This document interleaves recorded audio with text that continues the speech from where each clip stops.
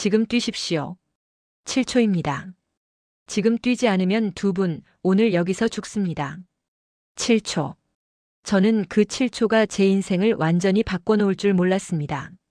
아니, 사실 알고 있었죠. 그래서 더 무서웠습니다. 조종석 문이 열리자마자 저는 정혜진과 함께 아래로 몸을 던졌습니다. 활주로 및 지하 정비구역으로 이어지는 좁은 통로. 사다리를 타고 내려가는 동안 위에서 고함이 들렸습니다. 리광철, 정혜진, 거기 서라. 배신자들. 북한 보위부 요원 2명이 미친 듯이 달려오고 있었습니다. 저희를 잡으려고. 아니, 죽이려고. 철문이 닫히기 0.5초 전 보위부 요원의 팔 하나가 문틈 사이로 파고들었습니다. 한국 정보 요원들이 온몸으로 문을 밀어붙였죠. 금속 긁히는 소리, 고함, 욕설, 주먹으로 문을 두드리는 소리가 뒤섞였습니다. 쾅! 문이 완전히 닫히고 잠겼습니다. 어둠 속에서 저는 헉헉대며 숨을 몰아쉬었습니다. 혜진도 마찬가지였죠. 살았는지 죽었는지도 확신할 수 없었습니다. 우리 둘은 그렇게 살기 위해 하늘에서 도망쳤습니다. 하지만 그 탈출이 얼마나 아슬아슬했는지, 얼마나 많은 것들을 뒤로하고 와야 했는지 그건 아직 말하지 못했습니다. 지금부터 들려드릴 이야기는 바로 그 7초를 둘러싼 70일간의 기록입니다. 이야기를 이어가기 전에 잠시 부탁드립니다.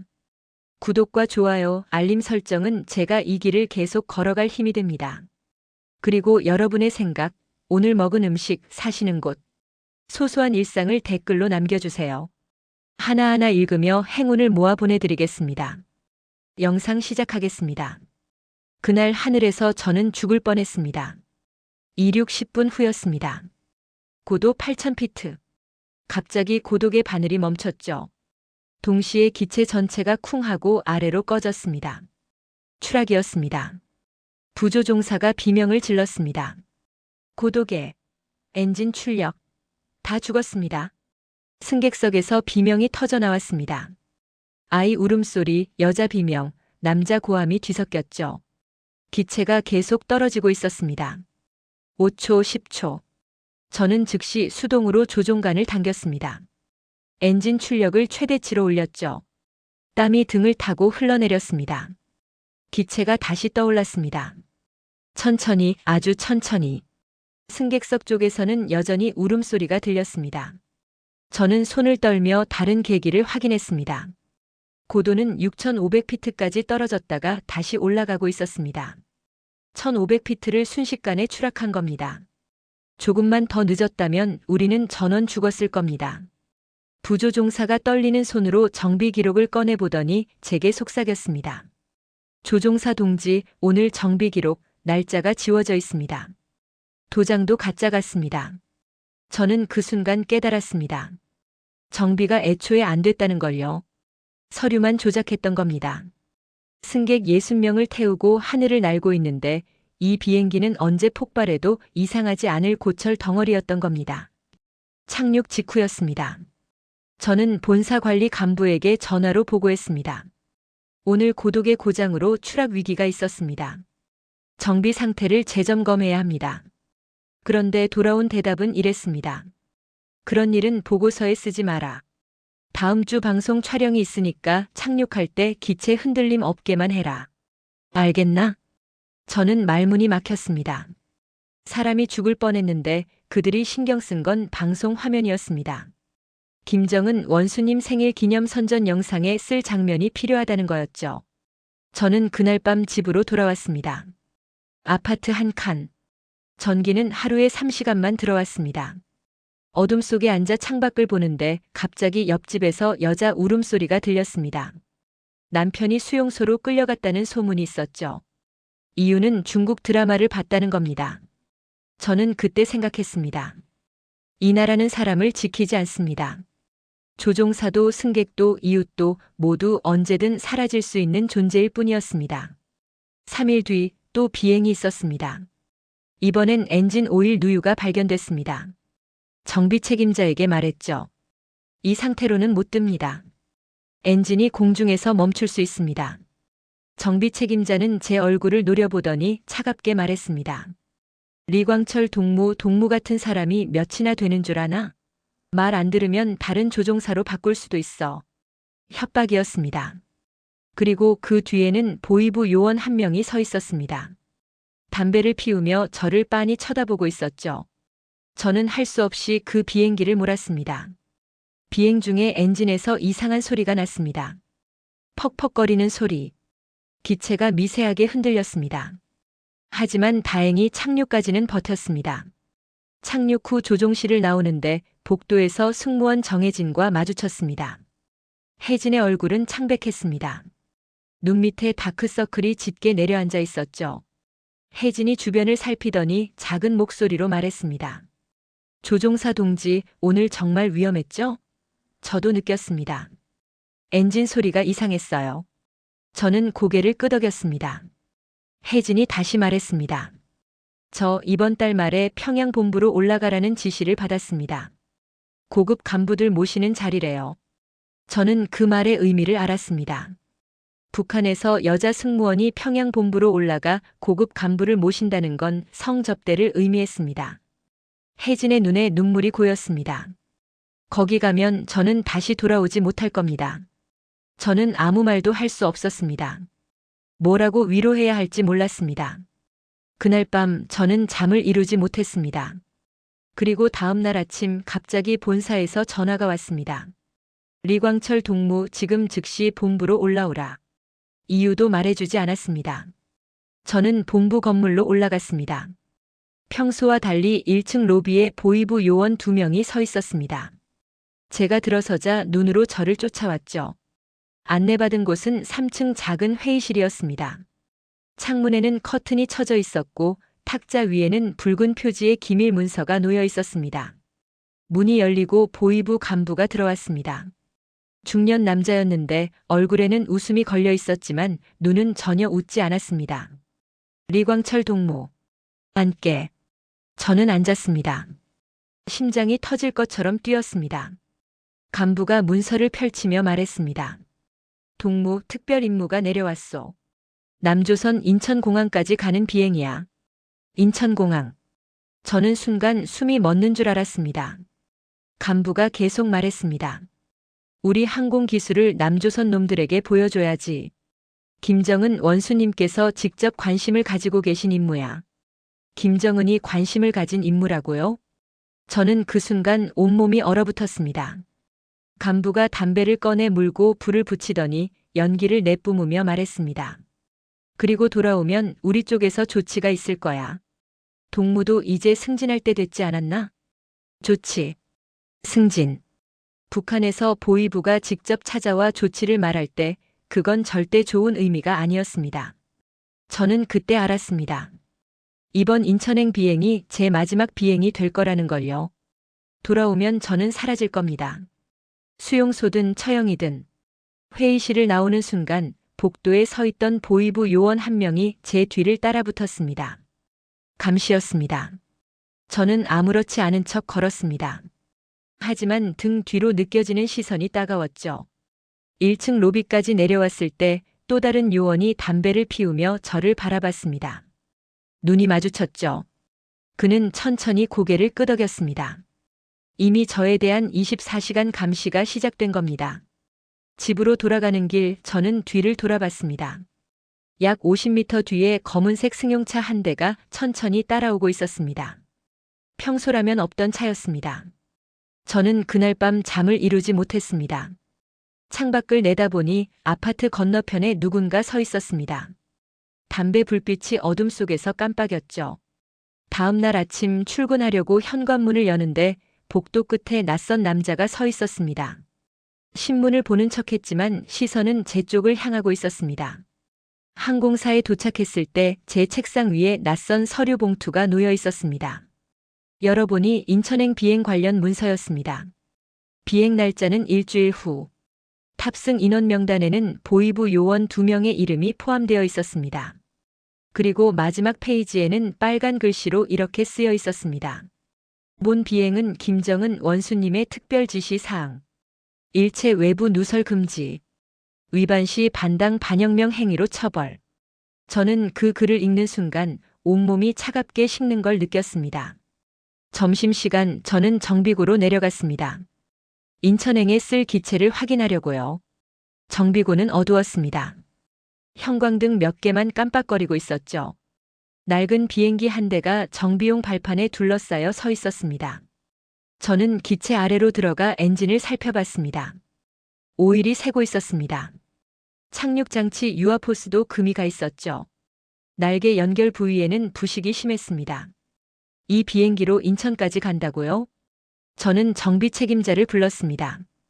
동무, 이 기체 상태로는 국제선 비행이 불가능합니다. 최소 2주는 정비해야 합니다. 정비 책임자는 제 말을 듣더니 피식 웃었습니다. 리광철 동무 명령은 이미 내려왔어. 일주일 후 비행이야. 그냥 가능하게 만들면 돼. 사람이 죽을 수도 있습니다. 그건 조종사 동무 역량 아닌가? 저는 할 말을 잃었습니다. 그때 뒤에서 목소리가 들렸습니다. 리광철 동무, 뭐가 문제요? 돌아보니 보이부 간부였습니다. 어제 회의실에서 봤던 바로 그 사람. 간부가 천천히 다가와 기체를 한번 훑어보더니 말했습니다. 이 비행기 우리 공화국 최고 기술로 만든 거야. 남조선 놈들이 타는 미제 비행기보다 훨씬 좋지. 안 그런가? 제가 대답하지 않자 간부는 제 어깨에 손을 올렸습니다. 동무 김정은 원수님께서 동무를 믿고 이 임무를 맡기셨어. 원수님 뜻을 저버리면 안 되지 않겠나? 협박이었습니다. 저는 고개를 끄덕일 수밖에 없었습니다. 간부가 떠난 후 저는 홀로 기체 앞에 서 있었습니다. 녹슨 엔진, 새는 오일, 금이 간 유아포스. 이 비행기는 관이나 다름없었습니다. 그날 저녁 항공사 기숙사 복도에서 정혜진을 다시 만났습니다. 혜진은 빨래를 들고 세탁실로 가던 중이었습니다. 저를 보자 잠깐 멈춰섰죠. 저는 주변을 살피고 작은 목소리로 말했습니다. 혜진 동무, 혹시 일주일 후 인천행 비행 명단에 이름 올라갔습니까? 혜진이 고개를 끄덕였습니다. 얼굴이 창백했습니다. 저도 오늘 통보받았습니다. 승무원 2명이 투입되는데 제가 그중 1명이래요. 저는 순간 가슴이 철렁했습니다. 혜진이 다시 말했습니다. 조종사 동지, 이상하지 않습니까? 평양, 인천 노선은 보통 베테랑 승무원들이 가는데 왜 갑자기 저 같은 사람을? 저는 알았습니다. 혜진도 저처럼 처분 대상이라는 걸요. 보이부는 2마리 토끼를 동시에 잡으려는 겁니다. 저와 혜진을 같은 비행에 태워서 돌아오는 길에 함께 처리하려는 거였죠. 그때 복도 끝에서 발소리가 들렸습니다. 저와 혜진은 재빨리 헤어졌습니다. 보이부 요원 1명이 복도를 지나가며 저희를 번갈아 쳐다봤습니다. 의심하는 눈빛이었죠. 그날 밤 저는 책상 서랍 깊숙이 숨겨둔 어머니 사진을 꺼냈습니다. 10년 전 사진이었습니다. 어머니는 그때도 이미 늙어 보였죠. 배급이 끊긴 지 오래였고 만성 영양실조로 몸이 약해져 있었습니다. 저는 사진 속 어머니를 보며 생각했습니다. 일주일 후 저는 인천으로 날아갑니다. 그리고 돌아오면 사라질 겁니다. 그렇다면 차라리 돌아오지 않으면 어떨까요? 그 생각이 머릿속에 스쳐 지나가는 순간 저는 온몸에 소름이 돋았습니다. 탈북. 그 단어는 북한에서 가장 금기시되는 말이었습니다. 입에 담는 것만으로도 수용소행이었죠. 하지만 저는 이미 어차피 죽을 운명이었습니다. 그렇다면 한번 도박을 해보는 건 어떨까요? 사흘 후 저는 부조종사를 따로 불렀습니다. 부조종사 김성일은 30대 초반의 젊은 조종사였습니다. 성실하고 조용한 성격이었죠. 저는 커피를 마시는 척하며 조심스럽게 말을 꺼냈습니다. 성일 동무, 혹시 일주일 후 인천행 비행이 이상하다고 생각해 본 적 없습니까? 성일이 잠깐 멈칫했습니다. 무슨 말씀이십니까? 보이부가 2명이나 탑승합니다. 그리고 기체 상태는 최악이죠. 뭔가 이상하지 않습니까? 성일은 한동안 말이 없었습니다. 그리고 작은 목소리로 말했습니다. 조종사 동지, 저도 느꼈습니다. 뭔가 잘못됐다는 걸요.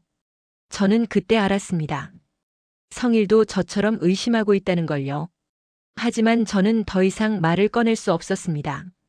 섣불리 탈북 이야기를 꺼냈다가는 성일이 저를 신고할 수도 있었으니까요. 비행 이틀 전 저는 마지막으로 어머니를 만나러 갔습니다. 어머니는 작은 단층 집에서 혼자 살고 있었습니다.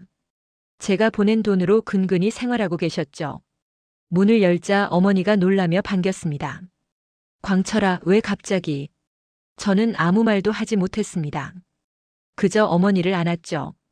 어머니가 이상하다는 듯 제 얼굴을 들여다봤습니다. 무슨 일 있니? 얼굴이 왜 그러니? 저는 거짓말을 했습니다. 아닙니다, 어머니. 그냥 보고 싶어서요. 어머니는 부엌으로 가서 옥수수죽을 끓여주셨습니다. 그게 전부였습니다. 다른 반찬은 없었죠. 저는 죽을 먹으며 어머니를 바라봤습니다. 만약 제가 탈북하면 어머니는 어떻게 될까요? 보위부가 찾아와 조사할 겁니다. 어쩌면 수용소로 끌려갈 수도 있죠. 하지만 제가 여기 남아서 죽으면 어머니는 아들을 잃게 됩니다. 둘 다 지옥이었습니다. 집을 나서는 저를 어머니가 불렀습니다. 광철아. 네, 어머니. 너 무슨 일 있는 거 아니지? 저는 고개를 저었습니다. 아무 일도 없습니다, 어머니. 걱정 마세요. 어머니는 한동안 저를 바라보다가 작게 말했습니다. 그래. 조심해서 다녀라. 그리고 살아야 한다. 그 말이 마지막이었습니다. 저는 뒤도 돌아보지 않고 걸어 나왔습니다. 뒤돌아보면 울 것 같았으니까요. 비행 전날 밤 정혜진에게서 쪽지가 왔습니다. 기숙사 문틈 사이로 밀어넣은 작은 종이였습니다. 조종사 동지, 내일 비행 후 우리는 어떻게 되는 걸까요? 저는 무섭습니다. 저는 펜을 들었다가 멈췄습니다. 뭐라고 써야 할지 몰랐습니다. 결국 저는 이렇게 썼습니다. 혜진 동무, 두려워하지 마십시오. 우리는 살아남을 겁니다. 어떻게든. 비행 당일 새벽 4시. 저는 눈을 떴습니다. 아니, 정확히는 잠을 자지 못했습니다. 창밖은 아직 어두웠습니다. 멀리서 닭 우는 소리가 들렸죠. 오늘입니다. 오늘 인천으로 날아갑니다. 그리고 오늘이 제 마지막 날이 될 수도 있습니다. 저는 침대에서 일어나 세면대 앞에 섰습니다. 거울 속 제 얼굴은 초췌했습니다. 눈 밑에 다크서클이 짙게 내려앉아 있었죠. 사무실로 출근했을 때 이미 정혜진이 와 있었습니다. 혜진도 잠을 못 잔 것 같았습니다. 얼굴이 하얗게 질려 있었고 손이 미세하게 떨리고 있었죠. 저는 혜진 옆으로 다가가 작은 목소리로 말했습니다. 괜찮습니까? 혜진이 고개를 끄덕였습니다. 하지만 눈빛은 전혀 괜찮지 않았습니다. 그때 문이 열리고 보위부 요원 2명이 들어왔습니다. 한 명은 40대 중반, 키가 크고 얼굴에 흉터가 있었습니다. 다른 한 명은 30대 초반으로 보였는데 눈빛이 차갑고 날카로웠죠. 흉터난 요원이 저를 보며 말했습니다. 리광철 동무, 오늘 비행에 우리가 동행한다네. 잘 부탁하네.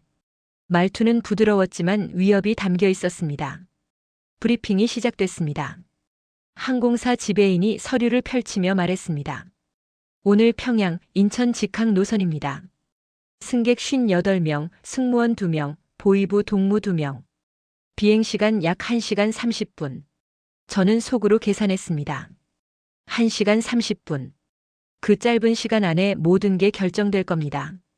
지배인이 계속 말했습니다. 인천공항 도착 후 2시간 체류, 그리고 즉시 귀환합니다. 일체 외부 접촉 금지. 승무원들도 비행기 밖으로 나가지 마십시오. 2시간. 그 짧은 시간 안에 탈출해야 합니다. 아니면 평양으로 돌아와서 사라지겠죠. 브리핑이 끝나고 저는 정비고로 내려갔습니다. 기체는 여전히 형편없었습니다. 어제 본 것보다 나아진 게 하나도 없었죠. 정비 책임자가 다가와 말했습니다. 조종사 동지, 걱정 마시오. 인천까지는 갈 수 있을 거요. 그 이후는요? 그건 조종사 동무 몫 아니겠소?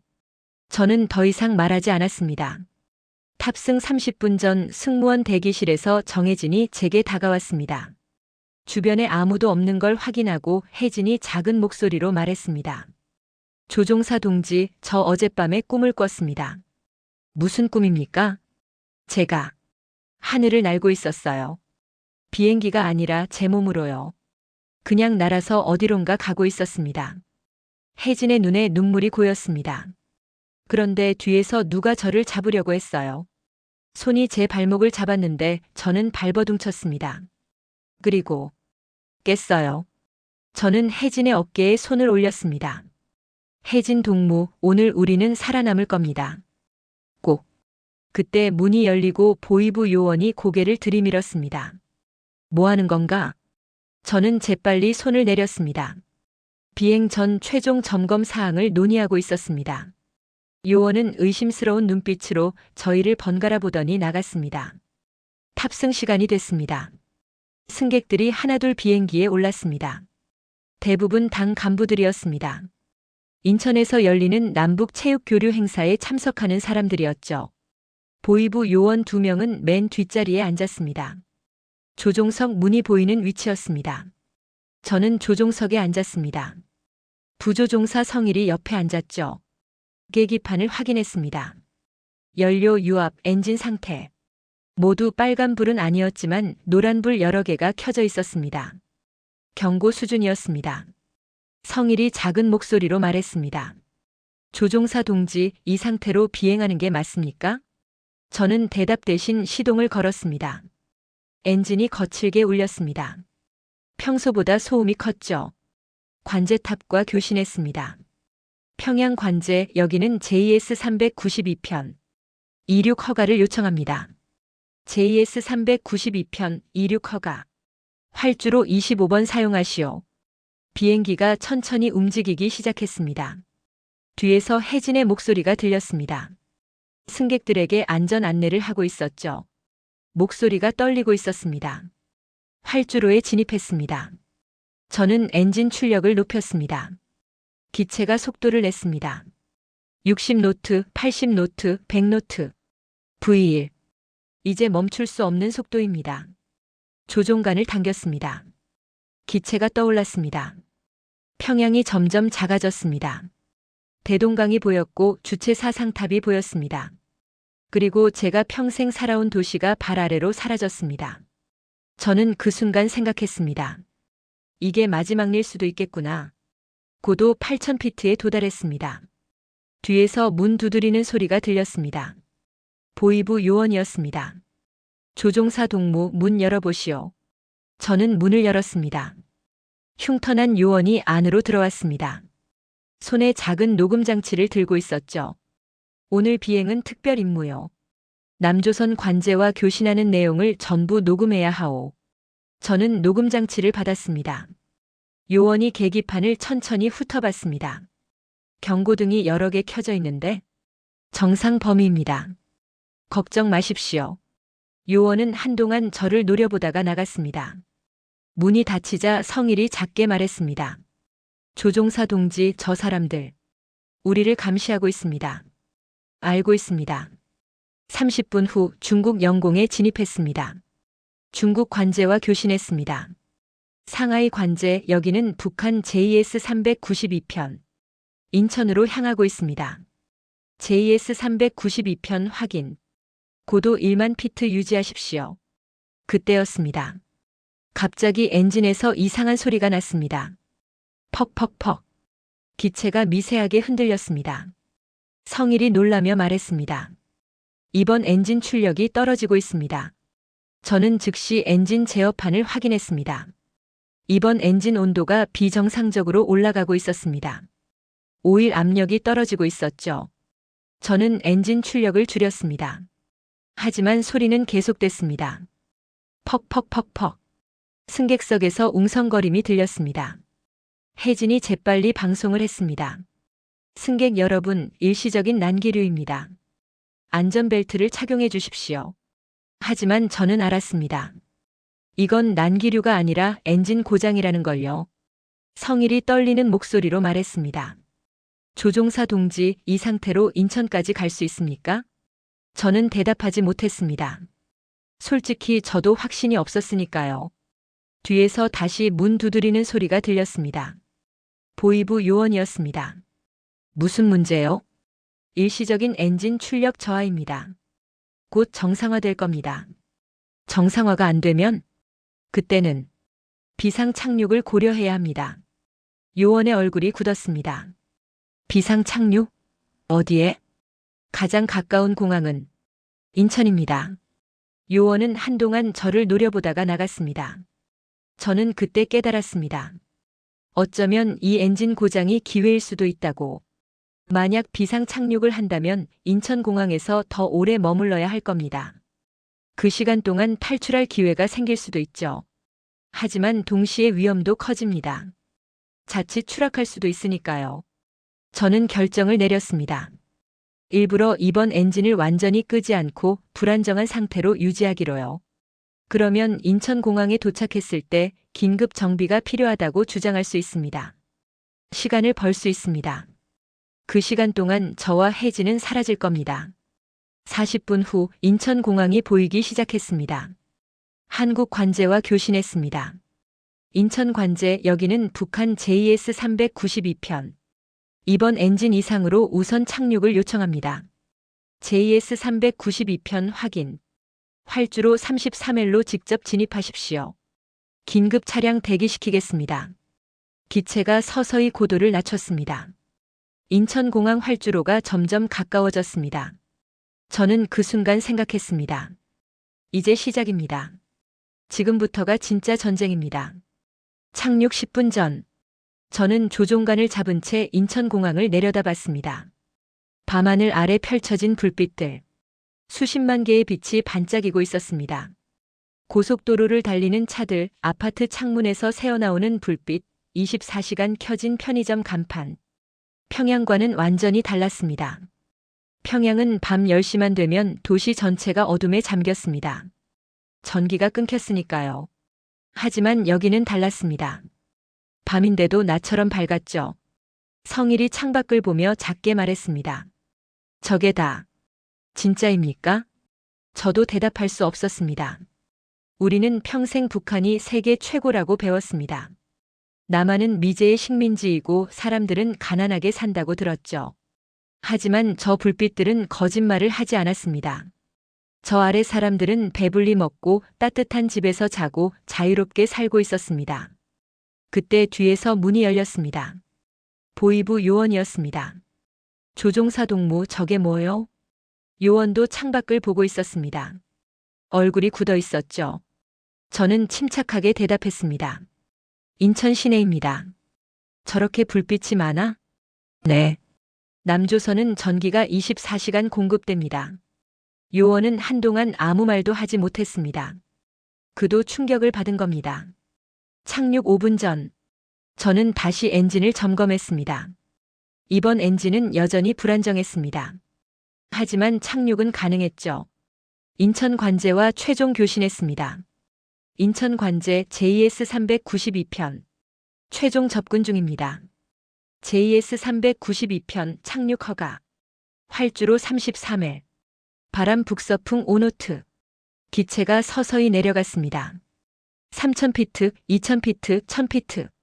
활주로가 점점 가까워졌습니다. 500피트. 저는 조종관을 조심스럽게 당겼습니다. 100피트. 바퀴가 활주로에 닿았습니다. 쿵. 착륙 성공이었습니다. 기체가 천천히 속도를 줄였습니다. 승객석에서 안도의 한숨이 들렸습니다. 박수 소리도 몇 번 들렸죠. 하지만 저는 긴장을 풀 수 없었습니다. 이제부터가 진짜였으니까요. 관제탑에서 지시가 내려왔습니다. JS-392편 게이트 45번으로 이동하십시오. 정비팀이 대기하고 있습니다. 저는 기체를 천천히 게이트로 이동시켰습니다. 창밖으로 한국 정비팀이 보였습니다. 형광조끼를 입고 손을 흔들며 유도하고 있었죠. 기체가 완전히 멈췄습니다. 저는 시동을 껐습니다. 엔진 소리가 멈췄습니다. 고요했습니다. 성일이 저를 보며 말했습니다. 조종사 동지, 이제 어떻게 됩니까? 저는 대답 대신 안전벨트를 풀었습니다. 뒤에서 보이부 요원이 문을 열고 들어왔습니다. 조종사 동무, 정비에 얼마나 걸리겠소? 최소 3시간은 필요합니다. 엔진을 완전히 점검해야 합니다. 3시간?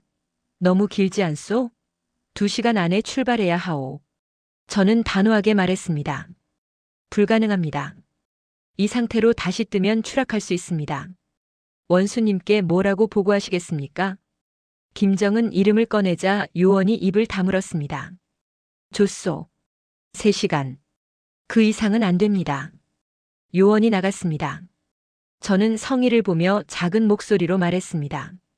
성일 동무, 저는 화장실에 갑니다. 10분 후에 따라오십시오. 네? 왜 따로? 그냥 따라오십시오. 중요한 얘기가 있습니다. 저는 조종석을 나왔습니다. 복도에서 혜진과 마주쳤습니다. 혜진은 승객들을 하기시키고 있었습니다. 저를 보자 눈빛으로 무언가를 전했습니다. 저는 고개를 살짝 끄덕였습니다. 기내를 빠져나와 탑승교로 들어섰습니다. 인천공항 터미널이었습니다. 넓고 밝고 깨끗했습니다. 천장이 높고 유리창으로 불빛이 쏟아져 들어왔죠. 면세점이 보였습니다. 명품 가방, 화장품, 시계들이 진열되어 있었습니다. 사람들이 자유롭게 걸어 다녔습니다. 웃으며 커피를 마시고 핸드폰을 보고 아이들은 뛰어놀았습니다. 저는 그 순간 깨달았습니다. 이곳 사람들은 두려워하지 않는다는 걸요. 감시받지 않고 체포되지 않고 숙청되지 않습니다. 그냥 평범하게 살 수 있는 곳이었죠. 화장실로 들어갔습니다. 거울 앞에 섰습니다. 거울 속 제 얼굴은 창백했습니다.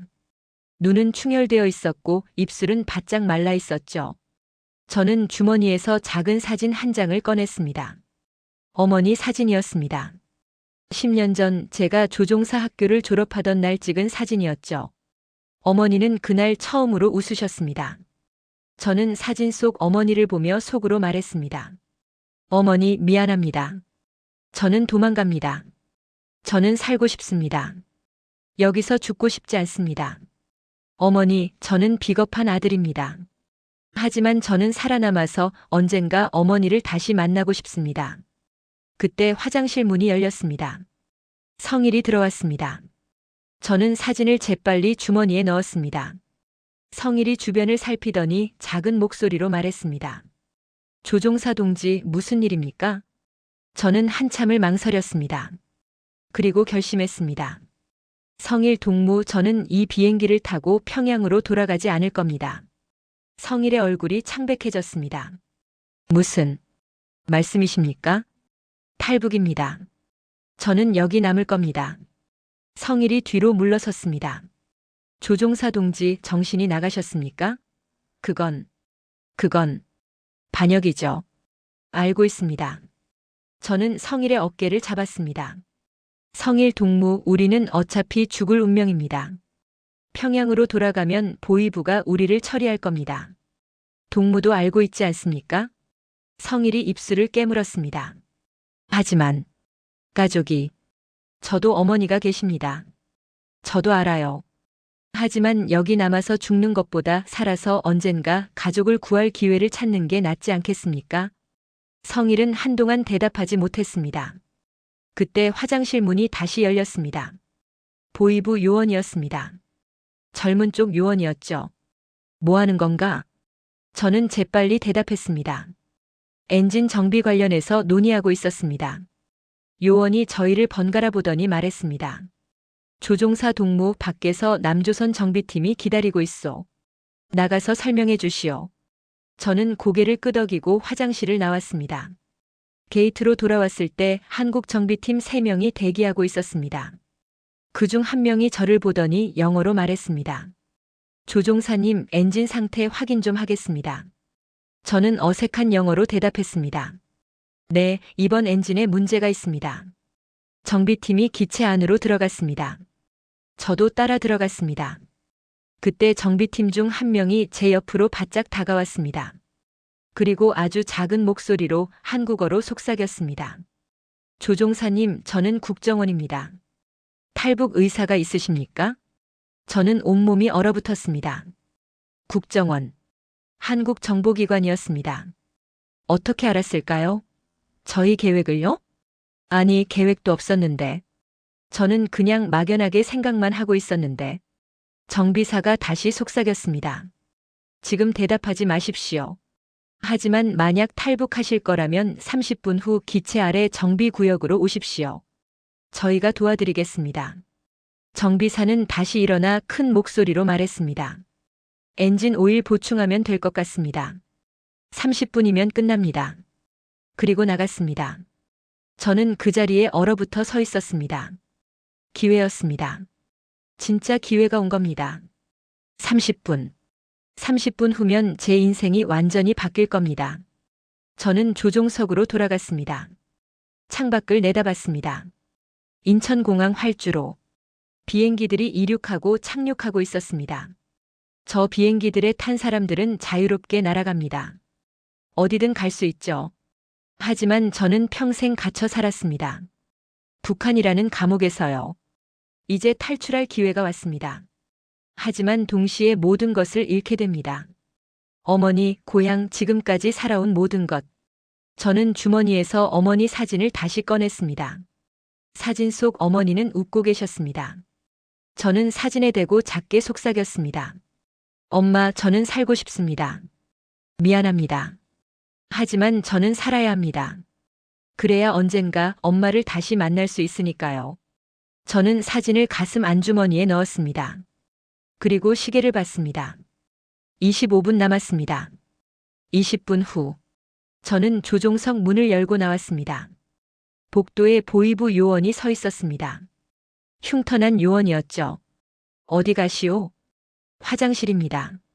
아까도 갔지 않았소? 배탈이 났습니다. 요원이 의심스러운 눈빛으로 저를 보더니 고개를 끄덕였습니다. 빨리 다녀오시오. 저는 천천히 걸었습니다. 뛰면 의심받을 테니까요. 화장실을 지나쳐 계단으로 향했습니다. 아래층으로 내려가는 계단이었습니다. 정비구역으로 이어지는 길이었죠. 계단 입구에 도착했을 때 뒤에서 목소리가 들렸습니다. 조종사 동무. 돌아보니 정혜진이었습니다. 혜진이 빠르게 다가왔습니다. 얼굴이 창백했죠. 저도 갑니다. 뭐라고요? 저도 탈북합니다. 저도 데려가 주세요. 저는 주변을 살폈습니다. 다행히 아무도 없었습니다. 혜진 동무, 어떻게 알았습니까? 아까 국정원 사람이 저한테도 말했습니다. 30분 후 정비구역으로 오라고요. 저는 그제야 깨달았습니다.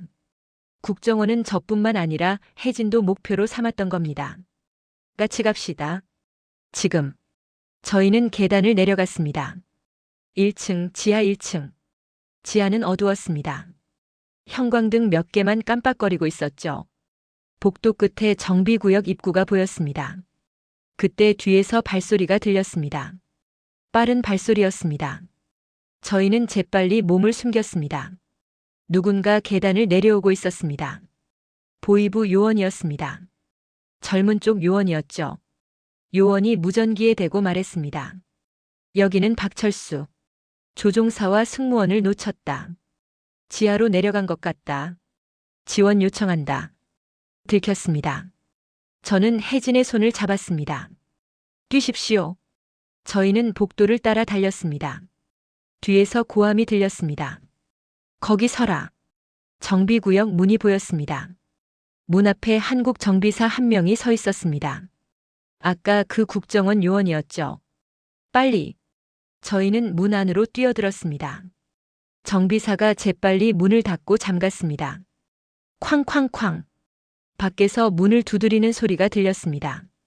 문 열어. 당장 열어. 보위부 요원의 고함이었습니다. 정비사가 저희를 보며 말했습니다. 이쪽으로. 저희는 정비사를 따라 복도를 달렸습니다.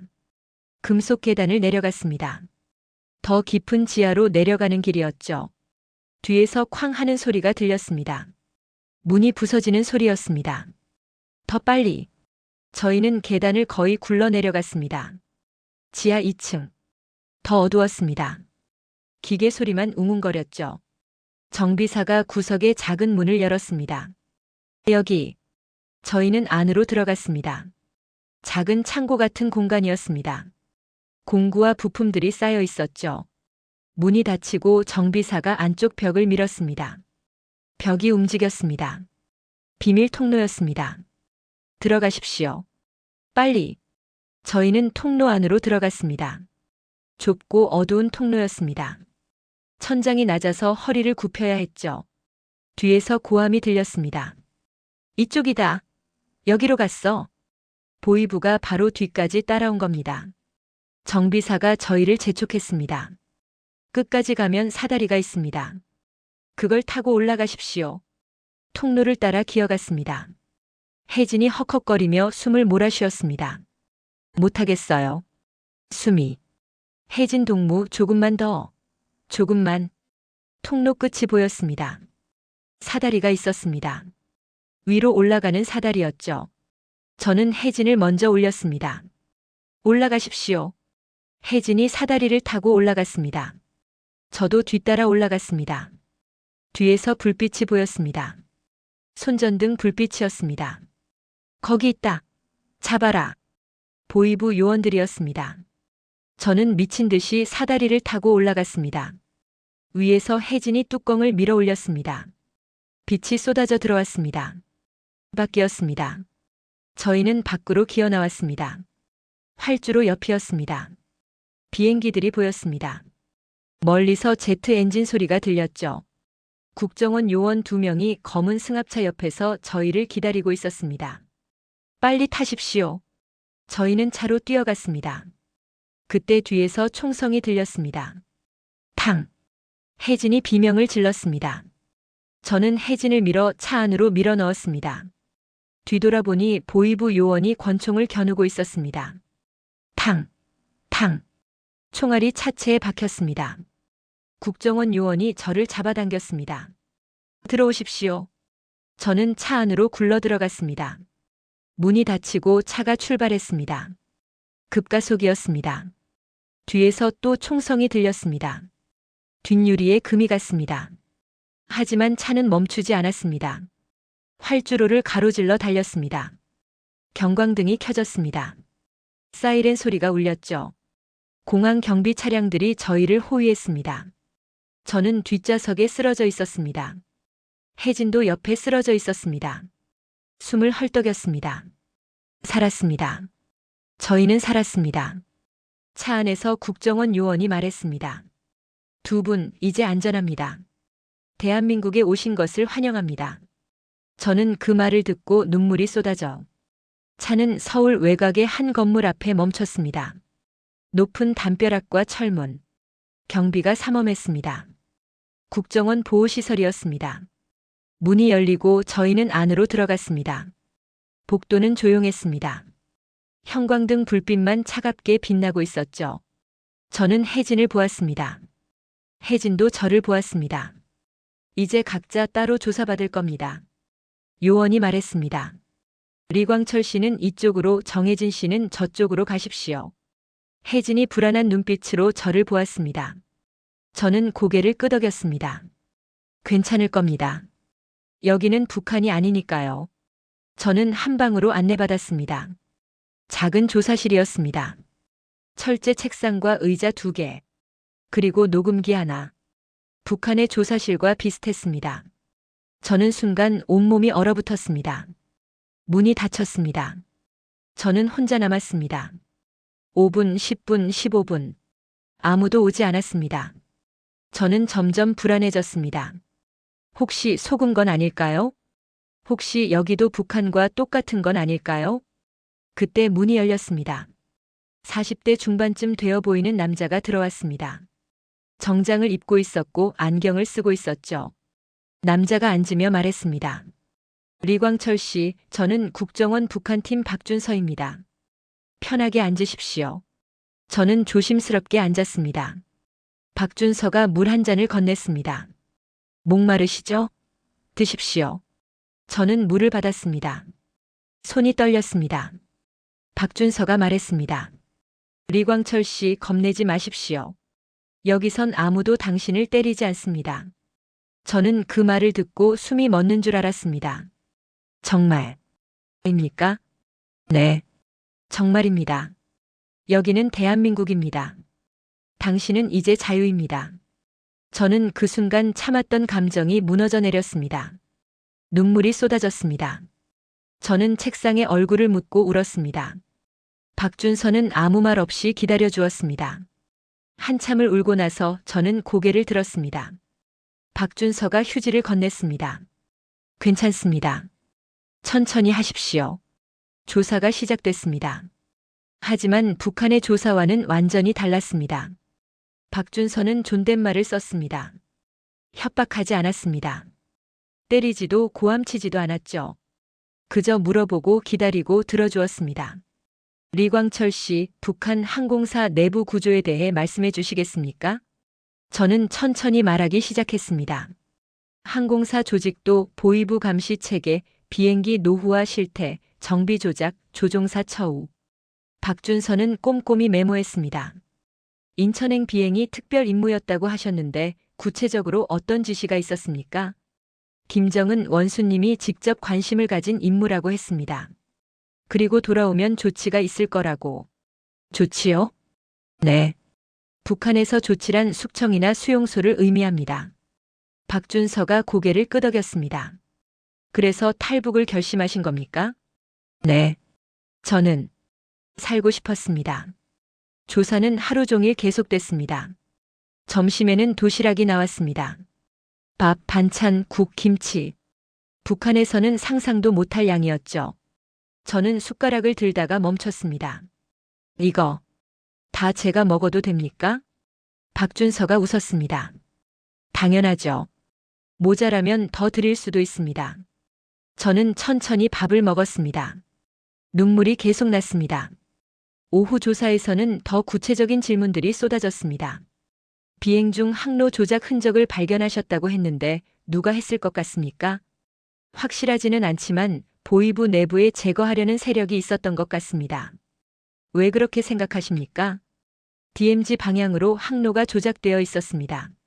만약 그대로 갔다면 군사구역 침범으로 격추당했을 겁니다. 박준서의 얼굴이 굳었습니다. 북한 내부에서 당신을 제거하려 했다는 말씀이군요. 네. 저는 이미 죽을 운명이었습니다. 저녁이 되었습니다. 조사가 잠시 중단됐습니다. 저는 작은 방으로 안내받았습니다. 침대가 있었습니다. 깨끗한 이불과 베개가 놓여 있었죠. 오늘은 여기서 쉬십시오. 내일 계속하겠습니다. 문이 닫혔습니다. 저는 침대에 앉았습니다. 부드러웠습니다. 북한에서는 나무 침대에 얇은 이불 하나가 전부였습니다. 저는 이불을 만져봤습니다. 따뜻했습니다. 그리고 누웠습니다. 천장을 보며 생각했습니다. 저는 정말 살아남았구나. 그런데 왜 이렇게 슬플까요? 기쁘고 감사해야 하는데 왜 자꾸 어머니 얼굴이 떠오를까요? 어머니는 지금 뭘 하고 계실까요? 혹시 보위부가 찾아갔을까요? 어머니를 고문하고 있진 않을까요?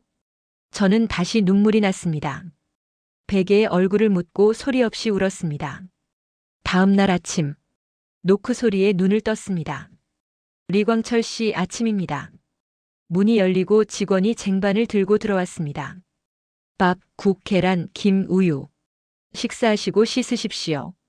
30분 후에 모시러 오겠습니다. 저는 아침을 먹었습니다. 계란 후라이를 보며 생각했습니다. 북한에서는 명절에나 먹을 수 있었는데 조사는 이틀, 사흘, 나흘 계속됐습니다. 박준서는 매일 새로운 질문을 가져왔습니다.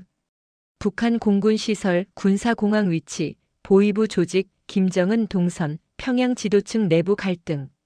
저는 아는 모든 것을 말했습니다. 숨길 이유가 없었습니다. 저는 이미 배신자였으니까요. 어느 날 오후 박준서가 물었습니다. 리광철 씨, 북에 남은 가족이 계십니까? 저는 잠시 말을 멈췄습니다. 어머니가 계십니다. 다른 가족은요? 아버지는 10년 전에 돌아가셨습니다. 형제는 없습니다. 박준서가 고개를 끄덕였습니다. 어머니께서 보복을 받을 가능성이 높습니다. 저는 알고 있었습니다. 어머니는 어떻게 되실까요? 최악의 경우 수용소에 갈 수 있습니다. 하지만 나이가 많으시면 자택연금일 가능성도 있습니다. 저는 주먹을 쥐었습니다. 제가 어머니를 죽인 겁니까? 박준서가 저를 똑바로 보았습니다. 아닙니다. 당신을 죽이려 한 건 북한 정권입니다. 당신은 살아남기 위해 선택했을 뿐입니다. 저는 고개를 숙였습니다. 하지만 죄책감은 사라지지 않았습니다. 일주일 후, 조사가 끝났습니다. 박준서가 말했습니다. 리광철 씨, 이제 하나원으로 가실 겁니다. 거기서 정착 교육을 받으시게 됩니다. 하나원이요? 네. 탈북민들이 한국 사회에 적응할 수 있도록 돕는 곳입니다. 저는 고개를 끄덕였습니다. 박준서가 손을 내밀었습니다. 리광철 씨, 대한민국에 오신 것을 다시 한번 환영합니다. 새로운 삶 잘 시작하십시오. 저는 그의 손을 잡았습니다. 감사합니다. 정말 감사합니다. 복도에서 정혜진을 만났습니다. 혜진도 조사를 마친 모양이었습니다. 혜진은 저를 보자 눈물을 흘렸습니다. 조종사 동지, 아니 광철 씨, 우리 살았어요. 저는 혜진을 안았습니다. 네, 혜진 씨, 우리는 살았습니다. 하지만 저는 알았습니다. 진짜 어려운 일은 지금부터라는 걸요. 한국어를 배우고 직업을 찾고 새로운 사람들과 관계를 맺어야 합니다. 그리고 평생 북에 남긴 가족들에 대한 죄책감을 안고 살아야 합니다. 하지만 그래도 괜찮습니다. 저는 살아있으니까요. 그것만으로도 충분했습니다. 하나원에 도착한 날, 저는 입구에서 멈춰 섰습니다. 건물은 평범했습니다. 학교 같기도 하고 기숙사 같기도 했죠. 하지만 제게는 전혀 다른 의미였습니다. 이곳이 제 새로운 삶의 시작점이었으니까요. 입소 수속을 밟았습니다. 직원이 서류를 건네며 말했습니다. 리광철 씨, 여기서 12주 동안 생활하시게 됩니다. 한국 사회 적응 교육을 받으실 거예요. 12주. 3개월. 그동안 저는 완전히 다른 사람이 되어야 했습니다. 북한 사람에서 한국 사람으로요. 방으로 안내받았습니다. 2인실이었습니다. 침대 2개, 책상 2개, 옷장 2개. 룸메이트는 30대 후반쯤 되어 보이는 남자였습니다. 안녕하십니까? 저는 리광철입니다. 남자가 일어나 악수를 청했습니다. 반갑습니다. 저는 최진혁입니다. 함경도에서 왔습니다. 저는 평양에서 왔습니다. 최진혁의 눈이 커졌습니다. 평양이요? 평양 사람이 탈북을 하다니. 무슨 일이 있었습니까? 저는 짧게 설명했습니다. 최진혁은 고개를 끄덕이며 들었습니다. 저도 비슷합니다. 장사하다가 중국으로 넘어갔다가 붙잡혔어요. 탈북 시도죄로 수용소에 갈 뻔했는데 간수를 매수해서 도망쳤죠. 저희는 그렇게 이야기를 나눴습니다. 서로의 상처를 확인하듯이요. 첫 수업이 시작됐습니다. 강의실에는 탈북민 30명 정도가 앉아 있었습니다. 나이도 출신도 배경도 모두 달랐습니다. 하지만 한 가지는 같았습니다. 모두 북한을 버리고 여기 온 사람들이었죠. 강사가 들어왔습니다. 50대 여성이었습니다. 여러분 환영합니다. 저는 담당 강사 김미영입니다. 앞으로 12주 동안 여러분과 함께 할 거예요. 강사가 화면을 켰습니다. 오늘은 한국 사회의 기본 구조에 대해 배우겠습니다. 화면에 여러 사진이 나왔습니다. 지하철, 은행, 병원, 마트, 편의점. 저는 그 모든 게 낯설었습니다. 여러분, 한국에서는 신용카드라는 걸 씁니다. 이걸로 물건을 사고 교통카드로 지하철을 타고 휴대폰으로 모든 걸 해결할 수 있어요. 신용카드? 교통카드? 휴대폰? 저는 하나도 이해할 수 없었습니다. 점심시간이었습니다. 식당에 들어섰을 때 저는 멈춰 섰습니다. 뷔페였습니다. 밥, 국, 반찬이 쭉 놓여 있었습니다. 고기도 있고 생선도 있고 과일도 있었죠. 원하는 만큼 가져가시면 됩니다. 직원의 말이었습니다. 저는 조심스럽게 밥을 퍼담았습니다. 반찬을 조금씩 담았습니다. 그런데 옆에서 최진혁이 한가득 담고 있었습니다. 광철 씨, 왜 그렇게 조금만 담으십니까? 여기는 북한이 아닙니다. 마음껏 먹어도 됩니다. 저는 그 말을 듣고 눈물이 날 뻔했습니다. 마음껏 먹어도 된다는 게 이렇게 낯선 말인지 몰랐습니다. 식사를 하는데 혜진이 보였습니다. 혜진도 저를 보고 손을 흔들었습니다. 혜진은 여자 기숙사에 배정되어 있었습니다. 저희는 가끔 복도에서 마주쳤습니다. 어느 날 저녁 혜진이 제게 다가왔습니다. 광철 씨, 오늘 치킨 먹어봤어요? 치킨이요? 네, 식당에서 나왔어요. 닭튀김인데 진짜 맛있었어요. 혜진의 얼굴에 웃음이 번졌습니다. 저는 오랜만에 혜진이 웃는 모습을 봤습니다. 혜진 씨, 웃는 모습 보니 좋습니다. 혜진이 고개를 끄덕였습니다. 저도요. 여기 와서 처음으로 웃어봤어요. 2주가 지났습니다. 저는 조금씩 적응하고 있었습니다. 휴대폰 사용법을 배웠습니다. 버튼을 누르면 전화가 걸렸습니다. 신기했습니다. 은행 계좌를 만들었습니다. 제 이름으로 된 통장을 처음 받았죠. 지하철 타는 법을 배웠습니다. 카드를 찍으니 문이 열렸습니다. 하지만 가장 어려운 건 따로 있었습니다. 마음이었습니다. 밤마다 악몽을 꿨습니다. 보이부가 쫓아오는 꿈, 어머니가 수용소에 끌려가는 꿈, 제가 평양거리에서 총살당하는 꿈. 새벽에 식은땀을 흘리며 깼습니다. 최진혁도 비슷했습니다. 광철 씨, 저도 매일 밤 꿈을 꿉니다. 여기가 꿈이고 깨어나면 다시 북한일 것 같아요. 저희는 그렇게 서로의 고통을 나눴습니다. 4주차. 심리 상담이 시작됐습니다. 상담사가 저를 개별 면담실로 불렀습니다. 리광철 씨, 요즘 어떠세요? 괜찮습니다. 밤에 잠은 잘 주무세요? 저는 거짓말을 하려다가 멈췄습니다. 아닙니다. 악몽을 자주 꿉니다. 상담사가 고개를 끄덕였습니다. 그럴 수 있어요. 많은 탈북민들이 겪는 증상입니다. 외상 후 스트레스 장애, PTSD라고 하죠. 그게 뭡니까? 극심한 스트레스를 겪은 후에 나타나는 정신적 증상입니다. 하지만 치료할 수 있어요. 저는 그제야 알았습니다. 제가 겪는 게 병이라는 걸요. 그리고 치료할 수 있다는 걸요. 6주차. 직업훈련이 시작됐습니다. 저는 항공 관련 교육을 신청했습니다. 한국 항공산업에 대한 강의였습니다. 강사가 말했습니다. 한국은 세계 10위권 항공산업 국가입니다. 대한항공, 아시아나항공 같은 큰 항공사도 있고 최신 항공기를 보유하고 있죠.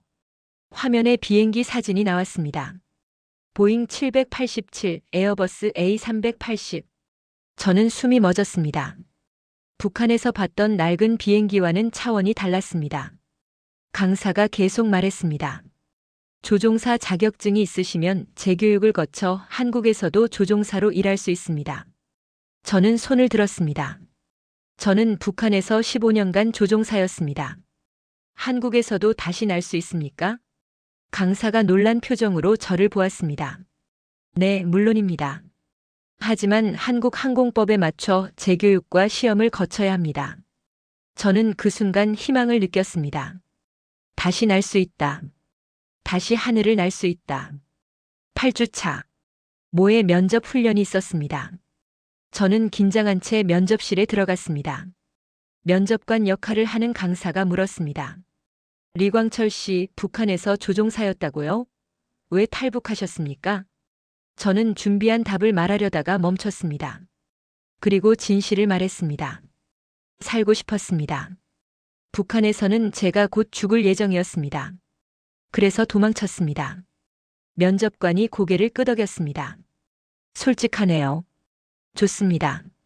하지만 실제 면접에서는 좀 더 긍정적으로 표현하는 게 좋아요. 자유를 찾아서 더 나은 삶을 위해 같은 표현으로요. 저는 그때 깨달았습니다. 한국에서는 진실도 포장해야 한다는 걸요. 10주차. 외부 체험 학습이 있었습니다. 서울 시내로 나갔습니다. 명동이었습니다. 사람들이 가득했습니다. 쇼핑하고 웃고 자유롭게 걸어 다녔죠. 저는 그 속을 걸으며 생각했습니다. 이게 정상이구나. 이렇게 사는 게 원래 사람 사는 거구나. 마트에 들어갔습니다. 진열대에 물건이 가득했습니다. 과자, 음료수, 고기, 과일, 채소. 저는 계산대에서 카드를 꺼냈습니다. 하나원에서 받은 연습용 체크카드였습니다. 물건을 계산했습니다. 8,500원입니다. 저는 카드를 내밀었습니다. 삑. 계산이 끝났습니다. 계산원이 웃으며 말했습니다. 감사합니다. 또 오세요. 저는 그 말을 듣고 가슴이 뭉클했습니다. 감사합니다. 또 오세요. 북한에서는 들어본 적 없는 말이었습니다. 12주차. 마지막 주였습니다. 수료식이 있었습니다. 원장이 수료증을 하나씩 나눠줬습니다. 리광철 씨 축하합니다. 새로운 삶 잘 시작하십시오. 저는 수료증을 받았습니다. 종이 한 장이었습니다. 하지만 그 종이는 제 새로운 인생의 증명서였습니다. 하나원을 나오는 날, 혜진이 저를 기다리고 있었습니다. 광철 씨, 우리 정말 끝냈어요. 네, 혜진 씨. 이제 진짜 시작입니다. 저희는 하나원 정문을 나섰습니다. 바깥 세상이 펼쳐졌습니다. 저는 깊게 숨을 들이마셨습니다. 자유의 공기였습니다. 무섭기도 했습니다. 앞으로 어떻게 살아야 할지 막막했죠. 하지만 동시에 희망도 느꼈습니다. 저는 살아 있었습니다. 그리고 이제 제 인생을 제가 선택할 수 있었습니다. 북한에서는 불가능했던 일이었죠. 저는 주머니에서 어머니 사진을 꺼냈습니다. 어머니는 여전히 웃고 계셨습니다. 어머니, 저는 잘 살겠습니다. 그리고 언젠가 꼭 어머니를 다시 만나겠습니다. 약속합니다. 하나원을 나온 지 한 달이 지났습니다. 저는 정부 지원으로 작은 원룸을 얻었습니다. 경기도 안산. 탈북민들이 많이 사는 동네였습니다. 방 하나, 부엌 하나, 화장실 하나. 작았지만 제 집이었습니다. 평생 처음으로 제 이름으로 계약한 공간이었죠. 첫날 밤 저는 빈 방에 누워 천장을 봤습니다. 아무것도 없었습니다.